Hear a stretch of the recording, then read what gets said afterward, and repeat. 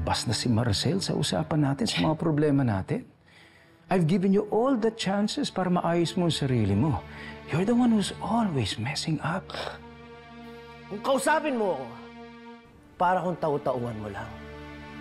Ano ako dito, ha? Disusing robot? Utusan mo? Asawa ko ang anak mo. Then act like one. Umayos ka, Gerald. Bigyan mo ng kahiyan ng anak ko. Lumugar ka sa ayos! Lumugar ka sa tama! Kahit naman anong gawin ko eh. Kahit pa sumuha ako ng dugo dito, hindi magbabago yung pagtingin mo sa akin. Alam mo bakit? Basura ng tingin mo sa akin, tama ba? Hindi totoo yan. Hindi totoo yan. Alam ko na. Ex-girlfriend ko yung asawa mo, di ba? Hindi mo matanggap na ako na.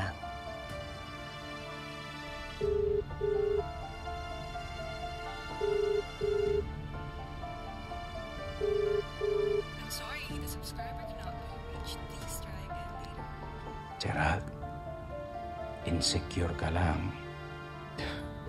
Kung ganyan ka at wala kang respeto kahit na kanino, walang kumpanya ang tatanggap sa'yo kahit na ang pamilyang to. Dahil yung ganyang klaseng ugali, walang halaga. Hindi mo man ako kasing galing, pero may halaga ako.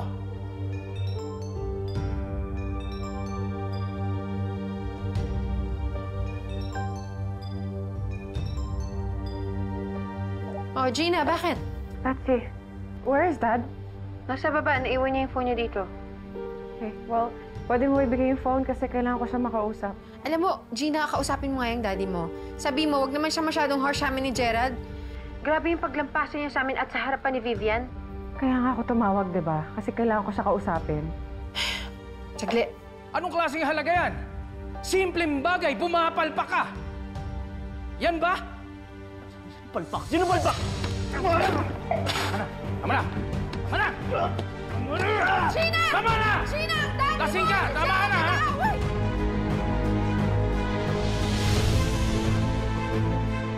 Tignan mo! Dad! Dad, anong ginagawa mo kay Gerald?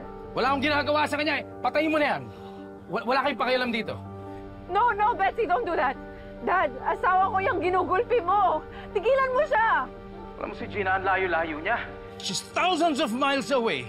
Pagkatapos gusto mong ayusin pa ni Gina ang lahat ng mga problema mo? Nasaan ang buto mo? Betsy, please, ibigay mo kay Dad yung phone. Gerald, mag-usap tayo.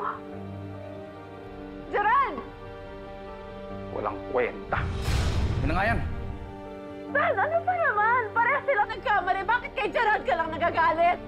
Alam mo, nakausap ko na rin si Betsy. And believe me, ang kailangan lang ni Betsy, experience. Pero itong si Gerald, ibang klase.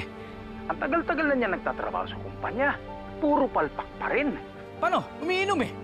Well, just give him another chance then! Ilang chances na binigay ko sa kanya.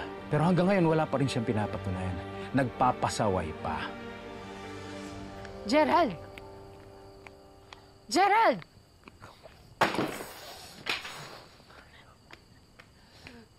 Ah! Ano ba, tama na? Manapak ng tao, lalo na yung binan kong yan! Sira ka ba? Oras na patulan mo si Robert, hindi ka na makakaapak sa bahay na to. Yun ba yung gusto mo? Hihiyabang nilang lahat! Hihiyabang nilang lahat! Ah! Alam mo kung di mo lang asawa to? Matagal ko lang sinisante to, Gina.